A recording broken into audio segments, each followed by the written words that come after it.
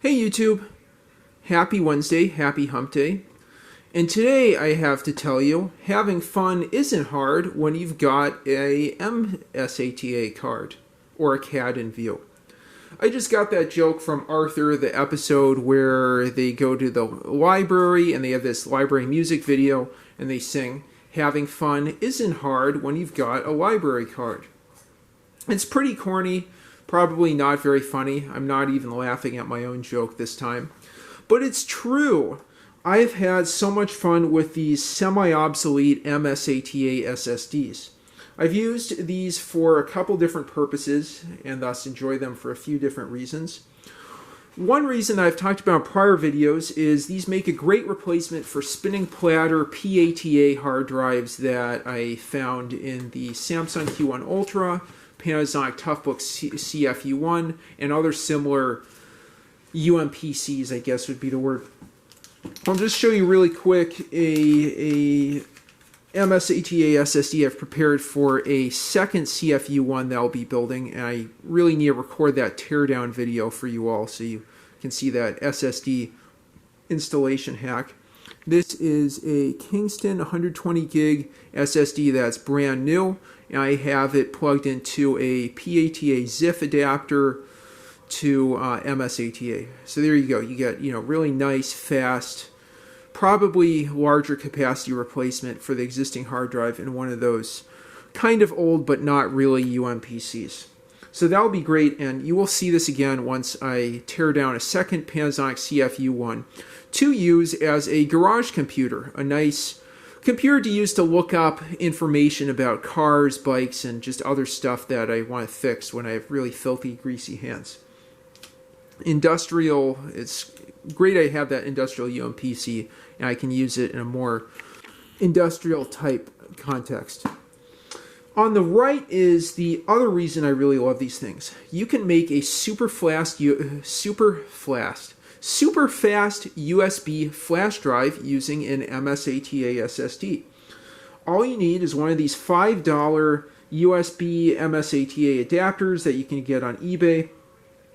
You can see it has a USB male port on the end and then a female header for mounting a mSATA SSD. And all you do is first you take a few screws and standoffs, not your hard drive, but screws and standoffs in this little bag here. You take your standoffs, which are little tiny brass pieces that you can see in this finished one here. I think you can see those shining. They're double-ended. So on one end you can screw in 2 screws on the bottom to secure it, like you can see there. And once you've done that, you install your SSD at a 45-degree angle initially, then bend it down and use 2 more screws to secure it firmly. That's one that I'll plan to install an SSD in the future. To see the finished product, we can see one here with a used industrial Toshiba 128 gig SSD that I got on eBay. This was heavily used, but I'm right now using this to install Ubuntu. I've burned Ubuntu to this solid state drive, and I plan to install it on a new PC that I got. While you might ask, well, what's the difference between this and just getting a flash drive? Although the USB interface is the same speed, what's rate limiting is really the write speed to the flash storage. And I believe these are about 10 times faster, on the orders of hundreds of megabytes write and read speed per second compared with regular USB flash drives. So you get a super nice, super fast flash drive. I mean, these are solid state drives, not just regular flash storage. And just to give some reference, I think when I was writing this Ubuntu distribution to the one you see here, it took me about a minute or less for 3 gigabytes. So that was plenty fast. And you can the sky's the limit. If you are crazy, you could get 256 gig or 512 gig SSD and plug it in there. I don't know what to do about a case. That would be a really nice addition. I'll see if there's something 3D printed.